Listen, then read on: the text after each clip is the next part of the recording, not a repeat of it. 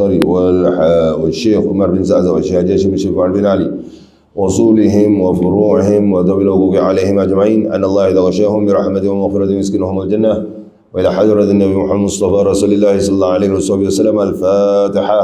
أعوذ بالله من الشيطان الرجيم. بسم الله الرحمن الرحيم. الحمد لله رب العالمين الرحمن الرحيم مالك يوم الدين إياك نعبد وإياك نستعين اهدنا الصراط المستقيم صراط الذين أنعمت عليهم غير المغضوب عليهم ولا الضالين آمين. بسم الله الرحمن الرحيم. الحمد لله والصلاة والسلام على رسول الله محمد بن عبد الله وعلى آله وصحبه ومن والاه ولا حول ولا قوة إلا بالله ولا حول ولا قوة إلا بالله ولا حول ولا قوة إلا بالله العلي العظيم. بسم الله الرحمن الرحيم. اللهم إنا نسألك علما نافعا ونسألك عملا متقبلا. اللهم زدنا علما وارزقنا فهما. اللهم فقهنا في الدين وعلمنا تعويل. اللهم فقهنا في الدين وعلمنا تعويل. اللهم فقهنا في الدين وعلمنا تعويل. سبحانك لا علم لنا إلا ما علمتنا إنك أنت العليم الحكيم. رب اشرح لي صدري ويسر لي أمري واحلل عقدة من لساني يفقهوا قولي. أما بعد. Segala puji dan syukur hanya kepada Allah Subhanahu wa taala yang memberi kita ruang dan kesempatan untuk berada di majlis sama syurga di Masjid Jami' Queenstown, rumah Allah yang mulia ini, dan juga di antara dua waktu baina maghrib wa isya, waktu yang mustajab untuk kita beramal. Para ulama bersandar, ada yang menyatakan bersandarkan kepada hadis Rasulullah SAW, iaitu jikalau kita tidak dapat untuk bangun qiyamul lail, maka jagalah antara waktu-waktu ini. Inilah antara waktu-waktunya. Jangan disibukkan dengan dunia, tetapi sibukkan dengan agama untuk mendapai redanya, iaitu antara waktu maghrib dan juga isya. Yang kita berada di majlis sama surga ini, taman syurga ini, termasuk zikrullah. Kita membicarakan tentang fiqh daripada kitab Fiqhul Manhaji. Dan sebelum ini kita sudah masuk bab ijma'. Ya, ijma' dalam Islam, dalam fiqh, sumber hukum yang digunakan mesti menggunakan dulu Al-Quranul Karim. Jadi kalau kita berbual, kita apabila kita belajar, barulah kita tahu seorang itu dia berilmu ataupun tidak. Dia berilmu maksudnya itu mengikut disiplin ilmu. Dia orang ni ada betul-betul belajar ataupun tidak. Dia kata arak itu haram. Dalilnya di mana? Memang itu ya, contohlah orang tanya dalilnya di mana, memang orang tu pun tahu arak haram, tapi hendak melihat kedudukan kita di dalam apa itu di dalam kumpulan ilmu itu, kumpulan yang berilmu itu, kedudukan kita di mana. Terus orang itu kata Nabi SAW bersabda begini, tidak, dia melalui 4 sumber hukum, ikut sistem Al-Quranul Karim dulu, kemudian hadis sahih, hukum untuk hukum, perihal hadis dhaif, hadis hasan sahih, hadis dhaif jiddan, itu semua tolak tepi. Untuk amalan, Allahumma barik lana fima razaqtana wa qina adzabannar, dhaif, ada yang menyatakan dhaif, ada yang menyatakan dhaif jiddan. Itu terserah kepada mereka. Kerana apa? Yang kita perbincangkan sekarang ini soal hukum, bukan fadail a'mal. Itulah ijma' ulama Ahlus Sunnah wal Jamaah. Hadis dhaif boleh digunakan untuk fadail a'mal, untuk fadilat amalan-amalan. Ya. Jadi ini tentang hukum. Jadi pertama Al-Quranul Karim, yang kedua hadis sahih, yang ketiga ijma' ulama, yang keempat qiyas. Ya, jadi kalau orang kata ialah memang ada yang baru belajar, sebab itu disuruh kita untuk banyak diam. Sebab itu para ahli hikmah menyatakan, ini kita dapat lihat dalam ayat Al-Quran, Rabbana ma khalaqta hadza batila. Wahai pentadbir kami, wahai Tuhan kami, tidaklah kau ciptakan ini sesuatu itu sia-sia. Subhanak, maha suci engkau, faqina adzabannar, maka jauhkan kami daripada api neraka. Orang yang banyak berfikir tentang Allah, ciptaan Allah ini semua, kemudian mereka lihat, oh ini sebab-sebabnya, maka Maha suci Engkau ya Allah, maka jauhkan kami daripada api neraka. Antara hikmah dia daripada ayat ini ialah kerana kita berfikir tentang ciptaan Allah, bersesuaian juga tentang lisan ini. Nabi SAW ada menyebut dalam salah satu hadisnya yang bermaksud ramainya anak Adam yang dicampakkan ke dalam neraka kerana dua anggota ini. Kerana tidak menjaga kemaluan dan tidak menjaga lisan. Sebab tu ahli hikmah dan ulama-ulama yang bijak, mereka menggunakan Rabbana ma khalaqta hadza batila. Allah menciptakan dua telinga, dua mata, satu saja mulut. Faham? Dan mulut ini ada gigi. Jikalau ada gigi pun tidak berguna jikalau tidak ada lidah. Maka gigi yang kita berkata-kata ini, kita banyak menggunakan lidah. Dan lidah ini perlu dijaga. Dijaga dengan apa? Kita lihat zahirnya dipagari dengan gigi. Kemudian ditutup pula dengan pintu yang lembut, iaitu bibir. Maka jaga lisan kita daripada berkata-kata, banyak mendengar, terutama bagi orang yang baru belajar, tidak tahu tentang apa, diam, banyak mendengar, terutamanya di depan para ulama, para apa. Kalau kita tidak tahu, tidak pasti. Sumber hukum sahaja kita tidak mengikut disiplin, bagaimana mungkin kita hendak berbicara di depan para ulama? Malu. Jadi banyakkan mendengar. Ada orang baru belajar, dia kata, ustaz ni kata, tidak salahkan mereka, betul lah, mereka ikut ustaz. Ustaz pun kena ustaz yang betul lah. Ya? Jadi banyak diam. Ijma', kemudian qiyas. Ijma' Ahlus Sunnah wal Jamaah dan juga qiyas. Kita sudah terangkan tentang ijma'. Kalau saya nak masuk ijma' di negara-negara lain ni, terperanjat ada. Bab nikah, munakahat, banyak. Kerana kedudukan tempat tertentu itu. Seperti ada di negara Arab sana, mahar terlalu tinggi.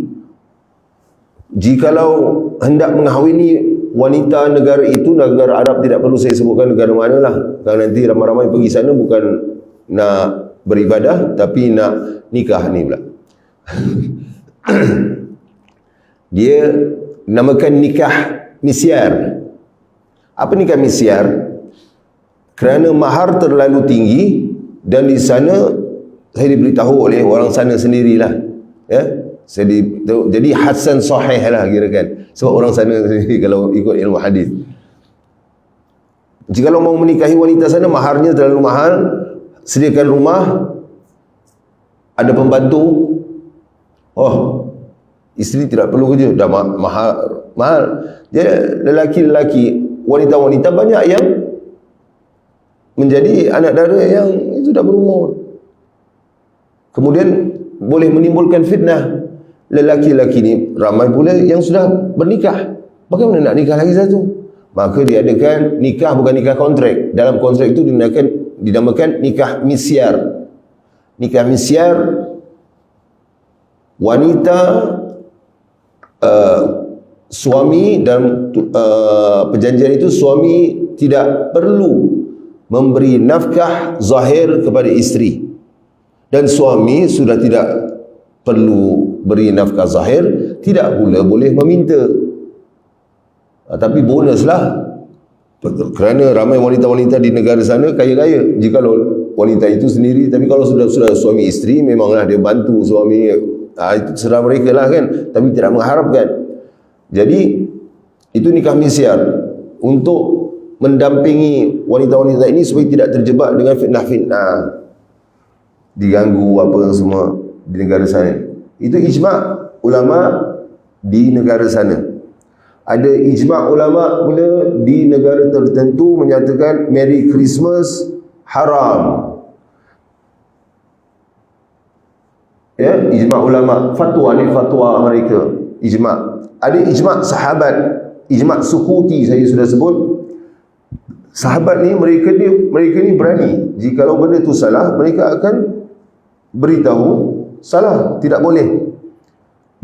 Seperti Sayyidina Umar bin Al-Khattab, solat tarawih 20 rakaat. Zaman Nabi tidak solat tarawih 20 rakaat, tidak berjemaah. Cuma 2 malam saja mereka ikut. Malam ketiga sudah ramai. Nabi lihat, Nabi tidak mahu. Kemudian Nabi beritahu pada keesokan harinya, aku tahu kamu sedang menunggu aku. Maksud hadis itulah Nabi sebut, aku takut malam yang ketiga nanti diwajibkan ke atas kamu solat tarawih pula, berjemaah. Jadi kasih sayangnya Nabi pada kita, ya. Jadi itu 8 rakaat zaman Nabi. Sampai zaman sekarang, hatta al-an, hingga sekarang pun masih lagi orang kata ini bid'ah 20 rakaat. Kalau kamu kata ini bid'ah, Nabi tidak buat, maka kamu pun, jikalau kamu yang golongan-golongan ini selalu menyatakan Syiah ni kafir, ini pecah belahkan umat. Jangan sekali-kali keluar daripada mulut kita senang mudah Syiah kafir. Kenapa? Kerana mereka mengkafirkan sahabat. Ulama Mu'tabar sudah sebut, untuk mengatakan seseorang yang mengucapkan kalimah la ilaha illallah Muhammadur Rasulullah sallallahu alaihi wasallam itu kafir, itu berat sekali. Mereka sangat berhati-hati. Yang orang-orang ni kata, oh, sebab Syiah maki sahabat. Apakah semua Syiah? Awak dah belajar, awak dah duduk dengan orang Syiah. Ini kita pendakwah ni jangan belajar, jangan lihat YouTube tentang Palestin, Israel ni sekarang, apa semua di Google, di YouTube ni semua. Nak benda yang sahih. Kerana Nabi SAW ada sebut, maksud hadis itu, cukup seorang itu dianggap pendusta jikalau dia menyampaikan segala apa yang dia dengar tanpa tapis, tidak tapis. Jadi jikalau Syiah dicakap kafir kerana maki sahabat, kerana mengkafirkan sahabat, maka hukum mereka menggunakan dalil kafir itu balik kepada mereka. Maksud kafir, hukum kafir itu balik kepada mereka hanya Allah saja yang tahu.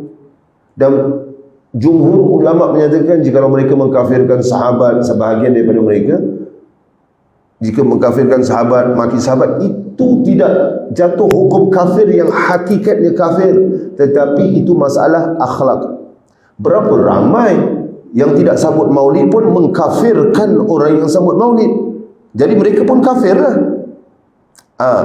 Jadi ada golongan tertentu yang kata apa itu, Sayyidina Umar bin Al-Khattab ini yang menyatakan 8 rakaat ini bid'ah. Jikalau kamu menyatakan 8 rakaat ini bid'ah, kamu menyatakan Sayyidina Umar pun bid'ah.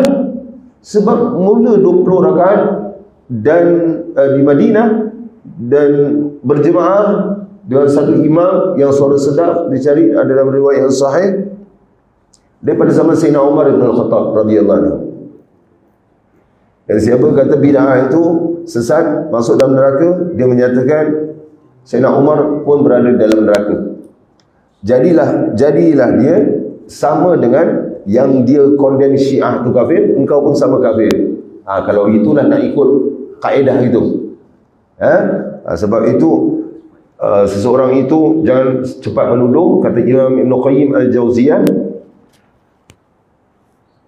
jika seseorang itu ini tentang dosa, mencela orang yang buat dosa, bukan mencela dosanya, mencela orang yang buat dosa, dia tidak akan mati sehingga dia dapat cubaan yang sama. Ini pula bukan dosa. Ini pula menjatuhkan hukum sembarangan, kafir, bid'ah, bagai-bagai lagi. Dia kata Syiah kafir. Saya bukan bagi Syiah, tapi ini untuk menyedarkan saudara-saudara kita. Saya sebutlah nama Salafi. Ada Salafi yang ekstrim, ada Salafi yang ekstrim, ada Salafi yang okey. Saya ada teman-teman Salafi juga yang apa itu menjemput saya untuk majlis maulid di masjidnya, MRO masjid tu. Jadi untuk Salafi-Salafi yang ekstrim ini menyatakan Syiah kafir, maka engkau pun tidak langsung menyatakan bahawa Sayyidina Umar pun kafir lah, kerana melakukan bid'ah juga. Engkau pun mencela Sayyidina Umar lah. Sebab Sayyidina Umar yang mulakan. Dan itu ijma' sahabat, ijma' sukuti dinamakan. Sayyidina Umar appoint seorang imam yang qari, suara sedap, yang hafaz Quran yang bagus. Kemudian sahabat semua diam 20 rakaat kerana matlamat Sayyidina Umar untuk menyatukan ummah supaya ummah tidak berpecah belah. Maka setelah itu sahabat semua diam, bukan kerana takut, tetapi diam tanda setuju. Ya, jadi itu ijma'.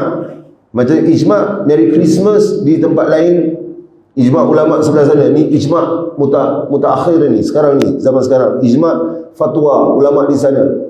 Mereka ada jawatan kuasa fatwa mereka sendiri. Jikalau tempat itu majoriti 80%, 90%, katalah di kawasan, di masjid inilah, contoh di masjid ini, ada satu bangsa asing saja yang di luar aja situ, yang bukan Islam, atau 2-3 orang. Semua di sini ialah orang Islam. Apa kebendanya kita nak menyatakan selamat hari Natal kepada anda semua, Merry Christmas to everyone? Tak kenalah. Tetapi konteks Singapura pula dibolehkan kerana kita masyarakat majmuk, bukan kita redha. Jadi sesiapa-siapa yang hendak, walaupun ada yang tidak bersetuju dengan pendapat MUIS Jabatan Agama kita, Majlis Ulama Islam Singapura, manusia buat kesilapan, ada benda perkara lain yang mereka buat kesilapan. Kita jangan jadi orang yang zalim. Lawan zalim ni adil. Ittaqu zulm fa inna zulma zulumatil yaumil qiyamah, atau kama qala, takutlah kamu dengan kezaliman, kerana kezaliman itu membawa kepada kegelapan yaumul qiyamah. Kita ini menuduh MUIS apa itu, boleh sambut Christmas, bukan. Keharmonian kaum, Merry Christmas. Tapi saya lebih cenderung kepada pandangan yang jangan kita mula dulu kata Merry Christmas. Orang itu kata pada kita Merry Christmas, kita cakap thank you, Happy Holidays. Dah. Kita duduk di Singapura, kita ikut fatwa Singapura je lah. Tapi ada kalau fatwa-fatwa kata yang pelangi-pelangi ni semua, jangan ikutlah. Yang haram tetap haram, halal bayyin, al-haram bayyin. Halal itu jelas Nabi sebut, haram juga jelas Nabi sebut. Tidak ada jalan tengah. You nak ambil, you ambil lah, you pilih lah mana you nak suka. Jangan. Itu tidak boleh lah kan. Kita kena sifat adil, benda yang betul-betul, benda yang tidak betul, tidak betul. Itu ijma'. Jadi di Singapura ni, nikah misyar, bila saya sebut nikah misyar, itu di negara lain jangan digunakan konteks negara kita. Parang sampai nanti, parang terbang. Tengok Cik Yah yang song isteri pertama. Nikah misyar Dan masuk yang keempat pula, qiyas. Ni minggu ni qiyas. Bismillahirrahmanirrahim. Qiyas ini apa qiyas? Ialah menyamakan sesuatu perkara yang tidak dinyatakan hukumnya dengan perkara yang lain yang dinaskan hukumnya, disebabkan ada persamaan antara keduanya dari segi illah. Illah ini sebab yang membawa kepada suatu hukum. Kita hendaklah menggunakan qiyas apabila tidak mendapati ayat-ayat Al-Quran, hadis dan ijma' ulama yang menjelaskan hukum halal atau haram terhadap sesuatu masalah itu. Tapi kembali kepada Al-Quran dan hadis, qiyas juga. Tetapi qiyas ini berpandukan Al-Quran dan hadis. Qiyas ni ada 4 rukun. Yang pertama, rukun qiyas ini ialah asal yang menjadi asas untuk diqiyaskan ke atasnya. Yang kedua, furu', iaitu cabang perkara yang diqiyaskan. Hukum asal yang ketiga, hukum asal yang dinaskan. Illah, sebab yang menyamakan antara asal dan juga cabang. Kalau tidak faham, begini. Arak ini dalam surah Al-Ma'idah, ya ayyuhalladzina amanu innamal khamru, dan seterusnya, rijsun min amali syaitan fashtanibuhu la'allakum tuflihun. Wahai orang yang beriman, semuanya arak dan seterusnya adalah rijsun, najis, maka jauhkanlah diri kamu daripada perkara-perkara itu, semoga kamu menjadi orang-orang yang berjaya. Jadi hukum asalnya itu mengharamkan arak. Arak itu asal. Itu rukun yang pertama dalam qiyas. sebagaimana yang telah dinaskan dalam Al-Quran. Yang kedua, sebab ia diharamkan ialah kerana ia boleh memabukkan dan menghilangkan akal. Kemudian oleh itu apabila kita dapati mana-mana minuman yang namanya bukan arak tetapi memabukkan, maka kita hukumkan ia sebagai haram kerana mengkiaskannya sama dengan arak. Sebab pengharaman arak itu ialah kerana ia memabukkan. Oleh itu dihukum haram sebagaimana hukum meminum arak. Ya. Semua yang disebutkan adalah sumber daripada hukum syarak yang tadi disebutkan Al-Quran, Sunnah, hadis sahih, ijma' dan qiyas. Ini saya kasih contoh lah. Ramai orang yang wa na'udzubillah min dzalik, kita jauhkan daripada perkara ini, yang hisap ganja. Pernah atau tidak? Ingat abang-abang lama pernah lah ni. Ganja tidak ada sebut dalam Al-Quran. Ganja ni tumbuh-tumbuhan Allah yang ciptakan. Mana boleh datang haram? Tidak ada dalil ganja haram. Ada tak dengar? Pernah tak dulu? Ada kan? Sibuk isap ganja, mata merah, makan kerupuk leko, makan nasi 3 pinggan, macam ada saka dalam badan, mata merah, berbual-bual. Itu orang mabuk ke tidak? Hilangkan akal. Hilangkan akal. Dia cakap, dia kata Allah yang tumbuhkan daun-daun ini. Mereka keluar pula cerita ada satu tempat ni mereka makan ganja, mata mereka semua terang. Kalau orang-orang yang cakap macam ini ni hadis dhaif atau hadis dhaif jiddan kan. Mereka nak kuatkan amalan. Kalau dalam bab ilmu hadis kan, mereka nak kuatkan amalan. Mereka orang yang bukan adil. Ya, isap ganja setiap hari, isap ganja. Kalau kita pertama, jika dia menyatakan Allah yang menumbuhkan pohon ini, jadi semuanya ada manfaat, jadi kita boleh hisap ganja, kan? Ada manfaat. Babi pun ada manfaat. Oh, tapi babi dalam Quran haram. Okey, fine. Sekarang kita ada qiyas dalam Ahlus Sunnah wal Jamaah, dalam Islam ini ada qiyas. Jikalau tidak ada di dalam Al-Quran, maka kita pergi kepada hadis sahih. Kullu muskir haramun. Setiap yang memabukkan itu haram. Kullu muskir haramun ataupun kullu muskir khamr. Setiap yang memabukkan itu adalah arak. Wa khamrun haramun atau kama qal. Dan arak itu adalah haram. Jadi mabuk ataupun tidak ganja itu mabuk. Sudahlah. Tetapi ini saya nak kena pertegaskan sikit. Tetapi di Singapura tidak boleh, jadi kita jangan buat hal. Di US sudah boleh. Dan yang menyebut ni fas'alu ahla dzikri in kuntum la ta'lamun. Maka bertanyalah dengan orang-orang yang lebih mengetahui tentang suatu perkara itu jikalau engkau tidak tahu. Kita bawa kereta Toyota Vios, kemudian nak tukar bateri. Kita pergi mana? Workshop mana? Workshop kereta. Ada ataupun tidak orang yang keretanya pancit ataupun nak tukar bateri ataupun nak servicing pergi kedai mountain bike? Ada? Orang gila tak? Orang gila. Senang cakap gitu. Jadi bila berkata-kata ni hati-hati. Kerana para doktor-doktor ini mereka sudah tahu cannabis memang setiap apa yang Allah ciptakan tu ada manfaatnya dan ada ujiannya. Seperti makan khinzir haram. Kenapa haram? Boleh siapa-siapa jawab? Kenapa haram makan khinzir? Dalam Quran ada sebut tak kenapa haram? Khinzir, babi. Kenapa haram? Itu ujian. Tidak perlu tanya.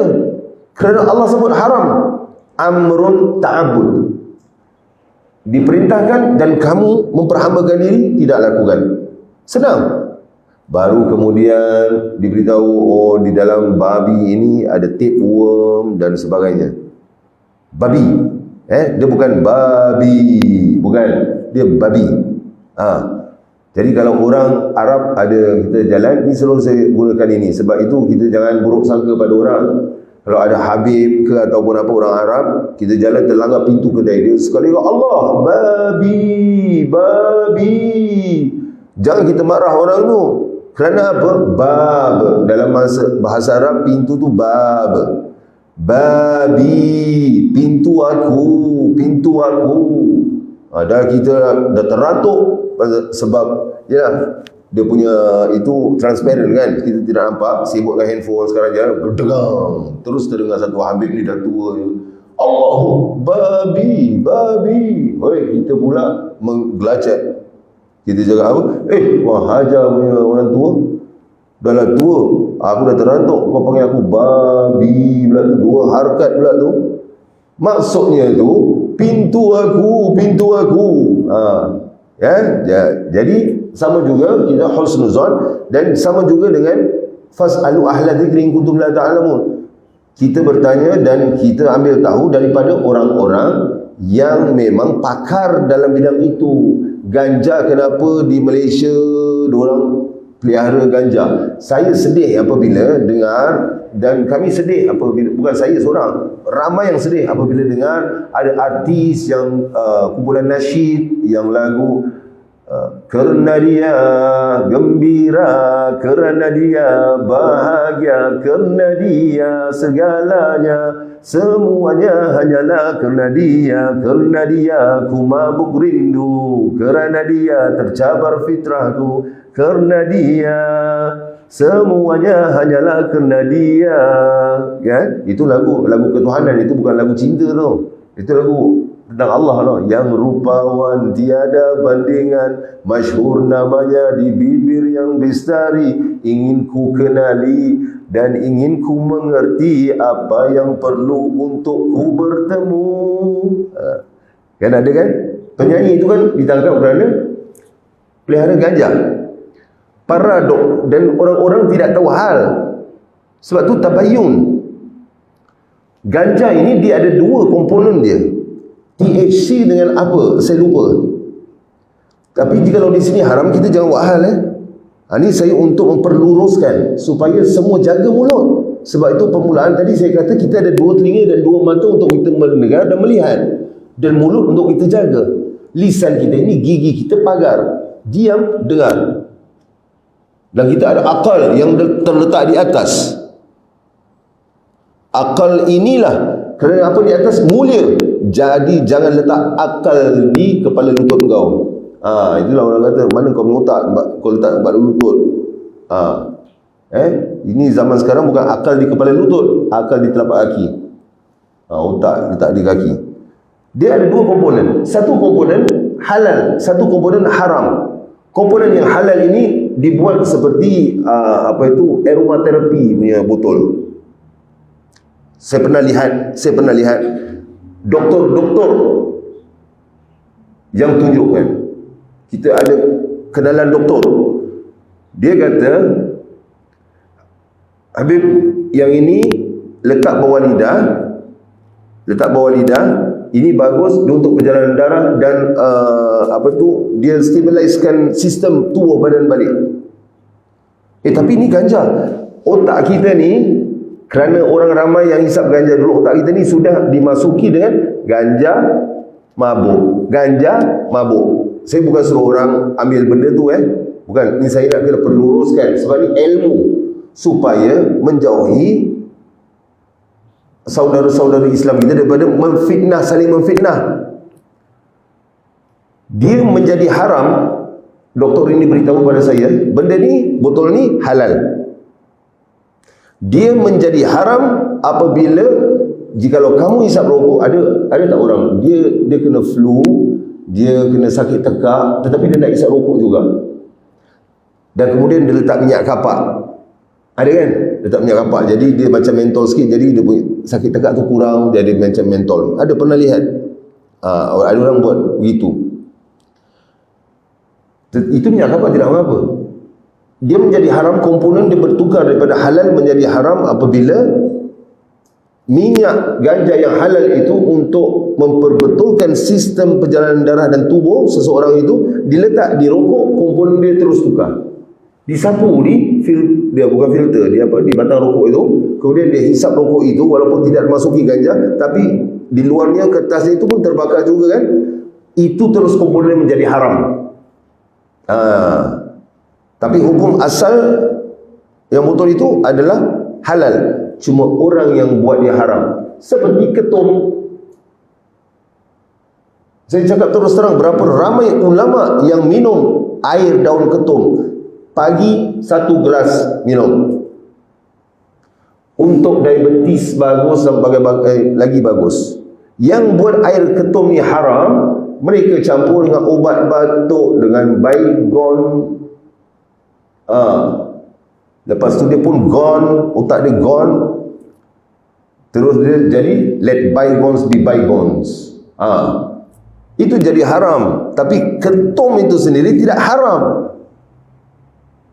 Allah ini sifat Ar-Rahman, Ar-Rahim, Al-Halim, Al-Latif, Al-Adl, yang zalim manusia. Jadi ini bab qiyas ni saya masuk perbincangan ini luas tentang perkara ini. Jadi kita banyak zip kita punya mulut lah kalau kita tidak tahu, dan tanya kepada pakar-pakar. Ada orang kata, oh ni ganja ni haram, oh ni sebab cannabis ganja haram. Tidak. Dia ada komponen dia. Yang berbual-bual makcik-makcik kepo, pakcik-pakcik, maaf katalah pakcik-pakcik teksi, bawa lah teksi tu, kau jangan duduk mak kedai kopi banyak lah. Dan lepas tu komplain sewa teksi tak boleh nak bayar, cakap merapu-rapu. Ada pakcik-pakcik teksi ni, susah dapat passenger. Macam mana nak senang dapat passenger? Engkau duduk main dam, berbual fitnah orang, mengumpat. Susah buat Grab tak dapat passenger. Macam mana nak dapat passenger? Kau duduk kedai kopi, kau passenger datang mak kau. Ya Allah. Jadi itu saya kena terangkan betul-betul. Jadi hukum qiyas ini jikalau tidak ada dalam dalil seperti ganja dan sebagainya, itu hukumnya begitu. Dia hukumnya kalau yang orang untuk memabukkan itu ialah dia qiyaskan dengan hukum asal. Asal tu memabukkan. Memabukkan tu apa? Arak. Jadi setiap yang memabukkan itu adalah arak, dan arak itu haram berdasarkan hadis Nabi SAW, hadis sahih. Kemudian qiyas yang lagi satu, kalau tidak saya berapa minggu yang lalu, 2 minggu yang lalu atau berapa minggu yang lalu, saya disebut tentang qiyas. Jikalau seorang itu, pertama saya perlu luruskan juga, orang-orang kita ni banyak was-was. Rumah kasih sewa dengan orang, atau dia sewa rumah orang bangsa asing. Dia tidak nampak orang itu ada pelihara anjing. Tidak nampak. Bila dia masuk rumah dia sertu rumah. Nak buat apa? Sekali dia ada pelihara anjing, awak dah nampak? Tidak nampak. Tidak nampak tidak jadi hukum dalam Islam. Ada sahabat sedang berjalan, tiba-tiba ada air jatuh pada badannya. Dia nak cek, nak cium air, bawa air apa. Sahabat dia cakap, jalan, jangan ambil kisah.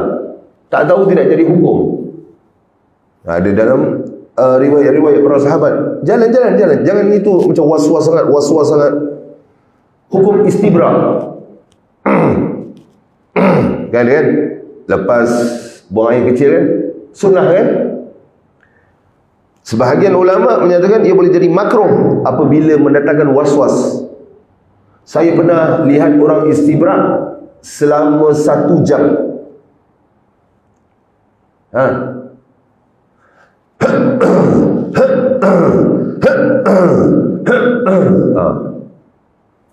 Macam kereta tak boleh start. macam battery weak. Betul. Sampai bunyi tu dia bertukar-tukar. Terpaksa saya ketuk pintu. Saya bertugas di masjid tu. Dia pakai staff punya toilet pula tu. Kau nak kau pakai lah jemaah punya toilet. Kita nak mandi. Baru balik gym dulu, nak masuk waktu azan. Cepat orang nak mandi. Sekejap lagi boleh sambung. Betul dia sambung. Lepas saya keluar dia sambung. Imam dah rakaat ketiga atau rakaat kedua, baru dia masuk. Was-was. Kemudian babi bukan babi, bukan, dia babi. Cakap khinzir lah senang. Khinzir tu babi dan babi itu khinzir. Babi ini dalam mazhab Syafi'i dikiaskan kepada anjing. Dalam kitab Majmu', kalau tidak silap saya dari kitab Majmu', kitab Al-Imam An-Nawawi. Siapa Imam An-Nawawi rahimahullah? Beliau adalah ulama, antara ulama besar di bawah payung mazhab Syafi'i. Antara perkara yang menyatakan Imam Syafi'i 80 ataupun 85 km baru boleh qasar, Imam Nawawi kata 78 km. Dalam kitab Majmu', beliau menyatakan bahawa tidak ada dalil bahawa babi itu jikalau kita terkena ataupun apa, kena sertu, kita kena sertu. Maka beliau lebih cenderung kepada pendapat jumhur ulama, tidak ada sertu bila babi. Kita masuk rumah orang, dulu kita sewakan rumah, saya pernah cerita, sewakan rumah pada bangsa asing.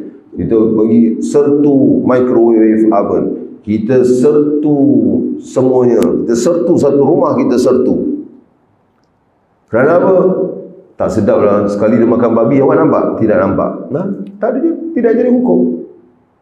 Dan saya pernah menyatakan dulu beberapa minggu yang lalu atau bulan lepas dalam kuliah, jikalau nak sertu, beginilah, senang kata, awak nampak, awak beli kereta second hand, awak tahu owner tu bela anjing. Awak pernah nampak anjing itu di dalam kereta. Kan ada orang suka anjing dia buka tingkap, anjing keluar kepala kan. Awak beli kereta tu pula, kenapa tak nak sertu? Kenapa tidak mau sertu? Sertulah kereta tu. Sertu kereta tu. Bab kereta tak nak sertu, bab rumah nak sertu. Anjing lagi tu. Anjing ada dalil dia. Babi tidak ada dalil. Jadi Imam Nawawi kata apa? Tidak perlu sertu. Tetapi di sini saya beritahu saja, bukan untuk orang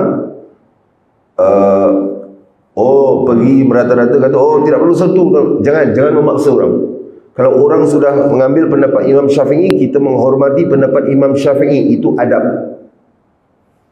Kita belajar begini, kita hendak applykan pada diri kita, jangan memaksakan pada orang lain.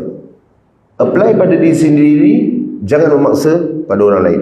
Kita maulid, orang tidak maulid, jangan paksa orang yang tidak bermaulid untuk datang maulid. Dan jangan paksa orang yang bermaulid untuk tidak bermaulid. Itu adab. Itu untuk penyatuan ummah. Ya. Jadi Imam Syafi'i kata, Imam Nawawi kata tidak perlu diqiyaskan. Imam Syafi'i bagaimana kitab Imam Syafi'i ada kata babi lebih kotor, jadi dikiaskan kepada hukum anjing. Anjing ini Nabi SAW sebut dalam hadis Bukhari ataupun hadis Bukhari wa Muslim muttafaqun alaih begitu. Jikalau kamu lihat seekor anjing menjilat bejana air kamu, maka jangan minum air itu, kamu tuang keseluruhan air itu, kamu cuci dengan 7 cucian basuhan air. Sebagian riwayat menyatakan air yang pertama itu ialah air yang dicampur dengan tanah. Kemudian yang kedua, yang ketiga, keempat, kelima, keenam air biasa. Satu, yang pertama tu dicampur dengan tanah. Yang pertama itu dicampur dengan tanah, air tanah. Air yang dicampur dengan tanah liat, bukan tanah baja. Najis tidak akan mensucikan najis. Tanah baja ni Tai lembu. Yang pergi cuci dengan tai lembu apa? Tanah liat. Pusaraman. Orang pergi kubur. Ada orang jual juga tanah liat. Ada orang jual apa yang sertu, macam-macam lah. Ada sabun sertu dan sebagainya. Di dalam itu juga ada, ni untuk kita tidak memandang. Sebab itu jangan pemikiran sempit. Ada ramai ustaz dan termasuk saya juga kami sangat cenderung untuk penyatuan ummah. Jangan belajar dengan seorang guru yang boleh memecah belahkan ummah. Syarat-syarat untuk menjadi seorang guru, untuk kamu berguru pada seseorang itu ialah bila dia tiba dan mengajar di sesuatu tempat, umat semakin rapat dan tidak berpecah. Jikalau dia mengajar di situ dan umat jadi berpecah belah, dia tidak layak untuk menjadi seorang guru. Ada tak orang Melayu pelihara anjing? Atau bukan pelihara anjing lah, pegang anjing, anjing jilat dan dia tidak sertu. Yang kita belajar, anjing jilat kena sertu kan? Ada pula kata badan anjing basah kena sertu kan? Ada mazhab lain. Kalau tidak silap saya, mazhab Maliki, Imam Malik. Dan ramai ulama-ulama yang lain juga kata, di dalam hadis itu cuma menyatakan jikalau anjing minum daripada bekas, jangan minum, cuci bekas itu. Tidak ada hadis yang menyatakan jikalau anjing menjilat kamu, sertu. Lihat, ini untuk kita buka minda kita belajar. Kita belajar mazhab Syafi'i ni cuma supaya kita tidak memandang orang, pegang anjing, orang Melayu kita selalu gitu kan, pun bawa anjing jalan. Sekali rupanya dia di Malaysia lah, doktor haiwan. Takkan nak pilih, saya nak arnab aja, saya nak ayam aja, anjing saya tak. Kau dah ada doktor haiwan. Babi pun kau nak, kalau nak kena baikkanlah haiwan juga kan. Anjing pun kau jadi bawa anjing keluar, dah orang ramai-ramai ambil gambar ni. Zaman fitnah akan dipertanggungjawabkan di hadapan Allah nanti.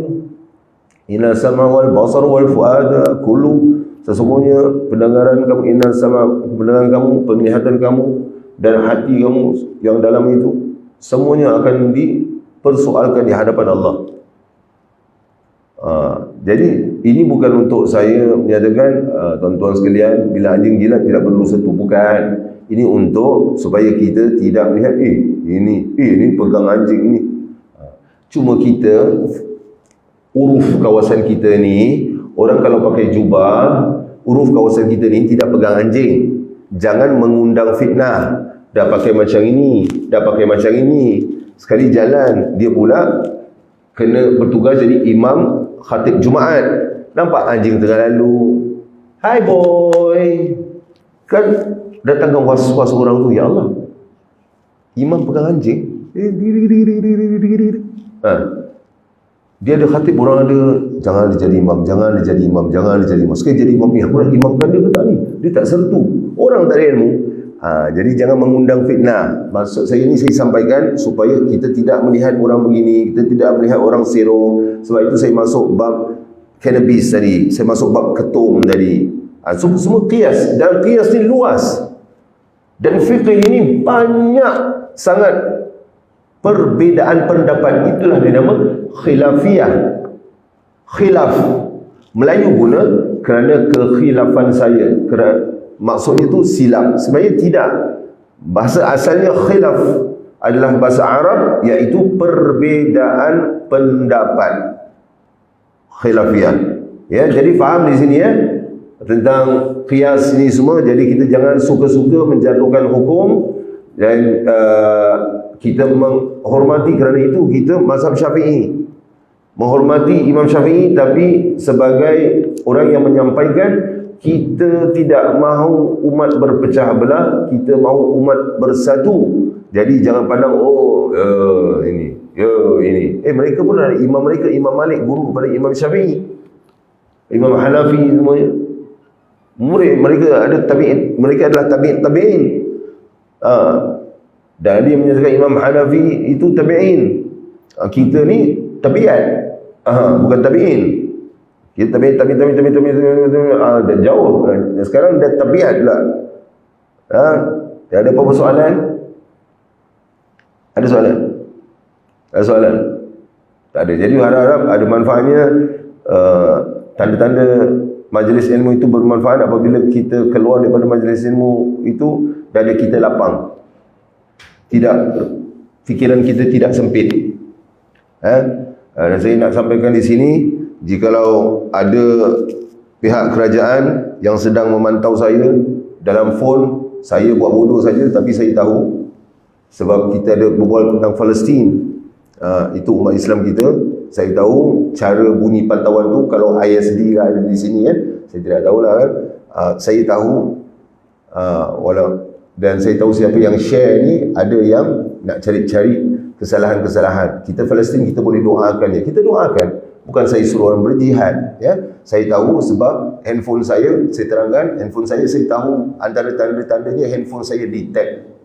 Semalam saya berbual dengan orang Indonesia kerana ada majlis maulid. Kalau diingat, saya pergi Indonesia tu nak pergi berjihad ke Palestin melalui Indonesia tu salah besar lah. Kalau nak datang berhujah. Kalau orang ISD itu orang Islam, ni saya cakap terus terang ni FB live kan.